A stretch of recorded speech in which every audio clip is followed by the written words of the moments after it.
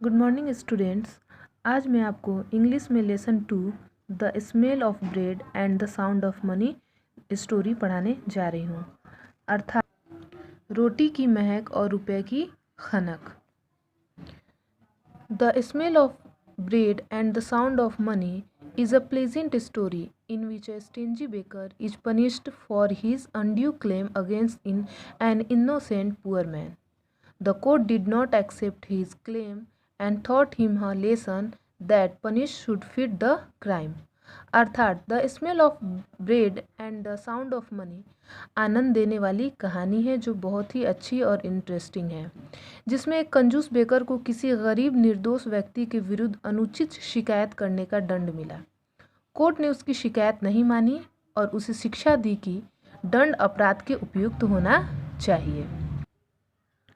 अब हम लोग स्टोरी की तरफ बढ़ते हैं। There was once a stingy baker but he baked delicious bread. अर्थात एक कंजूस बेकर था किंतु वह रुचिकर यानी कि स्वादिष्ट पावरोटी बनाता था।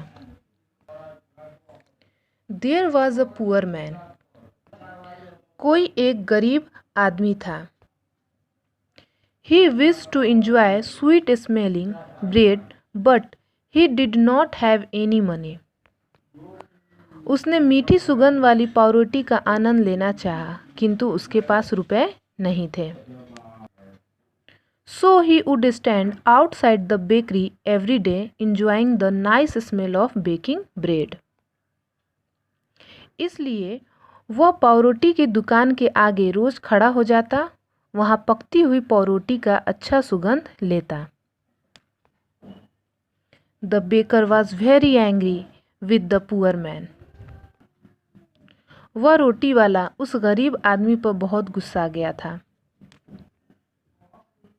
He felt that anyone who smelled his delicious products should pay for the smell.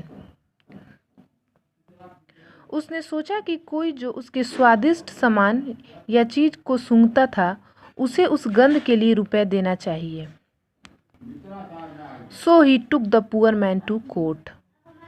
इसलिए वो उस गरीब आदमी को कचहरी ले गया। द जज heard the baker's complaint patiently. Then he asked the poor man, "Do you have any money?" न्यायाधीश ने उस बेकर की शिकायत ध्यान से सुना, धैर्यपूर्वक सुना, ठीक है। तब उसने उस गरीब आदमी से पूछा, क्या तुम्हारे पास रुपए हैं? The poor man searched his pocket and produced 2 small coins. This is all the money I have, he said to the judge. उस गरीब आदमी ने अपनी जेब टटोली और 2 छोटे सिक्के दिए। यही सिक्के मेरे पास है, उसने न्यायाधीश से कहा। The judge took the money from the poor man. The baker was delighted. He smiled and eagerly held out his hand to take the money from the judge. न्यायाधीश ने उस गरीब से सिक्के ले लिए। वह बेकर प्रसन्न हुआ, वह मुस्काया और न्यायाधीश से सिक्के लेने के लिए उत्सुकता से हाथ बढ़ाया। But the judge did not give money to the baker. He only jingled the coin together. He then returned them to the poor man, saying, "Punishment should fit the crime.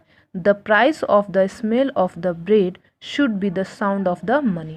किंतु न्यायाधीश ने बेकर को सिक्के नहीं दिए, उसने केवल सिक्के को साथ साथ खनकाया। तब उसने यह कहते हुए उन्हें उस गरीब को वापस कर दिया, सजा अपराध के अनुसार होना चाहिए। रोटी की महक की कीमत रुपए की खनक ही होना चाहिए। अर्थात इस स्टोरी के माध्यम से हम ये जानते हैं कि वो गरीब व्यक्ति था जिसके पास पैसे नहीं थे उस पावरोटी को खाने के लिए, ठीक है। तो वो उस बेकर के दुकान के पास बस उसके स्मेल को ही उस पावरोटी के बनने के जो स्वादिष्ट महक आते थे, बस उसी से वो अपने मन को संतुष्ट कर लेता था। जब इस बेकर यानी कि पावरोटी वाले को जब ये बात पता चली तो उसने सोचा कि मैं इसकी भी कीमत लूँगा।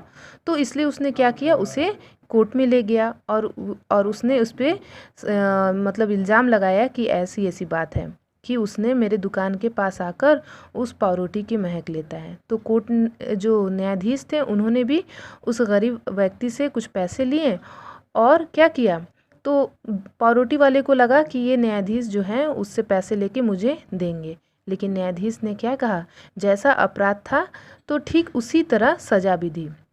यानी कि वो पावरोटी तो नहीं ना खा लेता था उसका, बस उसकी खुशबू वो लेता था। तो उसने भी क्या कहा कि इस पावरोटी की खुशबू लेने की इसकी सज़ा क्या है, तुम इसके सिक्के को उन्होंने जिंगल्ड किया यानी कि खनखनाया, और ये उन्होंने बोला कि ये तुम्हारे इसकी सज़ा की कीमत यही है। तो जैसा मतलब क्राइम होना चाहिए, सज़ा गुनाह होना चाहिए, उसी के मुताबिक सज़ा भी होनी चाहिए। तो हमें इस कहानी से यही शिक्षा मिलती है कि जो भी दंड होता है वो अपराध के उपयुक्त ही होना चाहिए।